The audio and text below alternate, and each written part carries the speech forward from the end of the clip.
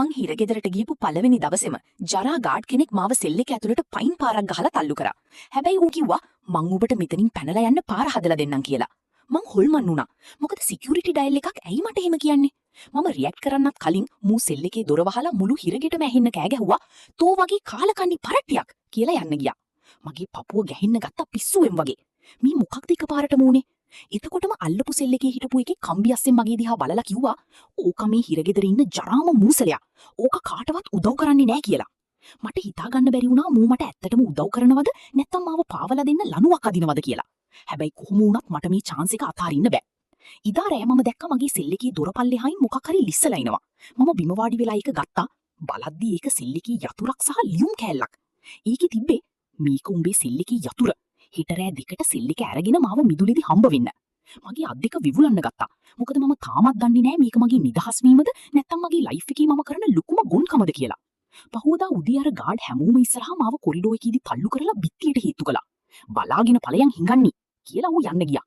මූ මට හැමෝම ඉස්සරහා බැල්ලියෙක්ට වගේ සලකලා හොරින් පැනලා යන්න උදව් කරන්නේ ඇයි? ඉදා රෑ එකපාරටම හිරගෙදර ඉලම් වදින්න ගත්තා. සෙල් සර්ච් එකක්. මගේ මූණ පුක වුණා. උන් යතුරු ඇල්ලුවොත් මට තව අවුරුදු ගාණක් හිරේලා ඉන්න වෙනවා කියලා මට මරණ බය දැනුණා. ගාඩ් කෙනෙක් ඇවිත් දොර ඇරලා මගේ කුට්ටි යට බැලුවා. මුළු කාමරේම පිරලලා හිව්වා. හැබැයි උන්ට මුකුත් හම්බ වුණේ නෑ. මොකද උන් එද්දිම මම යතුරු කට ඇතුලේ උබාගෙන හිටියේ. මම රෑ 2 වෙනකම් බලන් හිටියා. මේක උගුලක් වුණත් මට තියෙන එකම chance එක මේක විතරයි. මම යතුරු දාලා කරකවද්දි ක්ලික් ගාලා සෙල් එක ඇරුණා. මොනවා වීද දන්නේ නැතුවම මම කළුවරීම මිදුල පැත්තට ඇදුනා. මිදුලට යද්දි අර ගාඩ් මං එනකම් බලන් ඉන්නවා. ඌ හිමින් කිව්වා මගේ පිටිපස්සෙන් වරින් කියලා. මගේ පපුව හෝස් ගාලා ගැහිද්දි අපි කළුවරීම ඉස්සරහට ගියා. ඌ මාව වටේ තියෙන කම්බි වැට ළඟට එක්කන් ගියා. එතන ලොකු හිලක් කපලා තිබ්බා. එතකොටයි මට මීටරුණි මූ මට ඇත්තටම උදව් කරන්න කියලා. මම පට ගාලා අනිත් පැත්තට රිංගුවා. අන්තිමේදී මම නිදහස්. හැබැයි මට මාරම කන්ෆියුස්. මම ගාඩ් පැත්තට හැරිලා ඇහුවා "ඔයා ඇයි මට මේ වගේ උදව්වක් කළේ කියලා?" ඌගේ ඇස් වලට කඹුළු ආවා. ඌ කිව්වා "මොකද මම දන්නවා උඹ නිවරදී කියලා. මගේ මල්ලි කරපු වැරද්දකටයි උඹව හිරේ දැම්මේ. ඌ උඹව පාවලා දුන්නා. කවුරුත් සැක නොකරන්නයි මම උඹට හැමෝම ඉස්සරහා බල්ලෙක්ට වගේ සැලකුවේ. මගේ ෆැමිලි එකකින්ද උඹේ ලයිෆ් එක විනාශ වෙනවා බලන් ඉන්න මට බෑ කියලා." මට මුකුත් කියන්න කලින් එකපාරටම අපි ඇඟට ටෝචිලි වැදුනා. අනිත් ගාඩ්ලා දුවගෙන ඉන්න සද්දය ඇහුණා.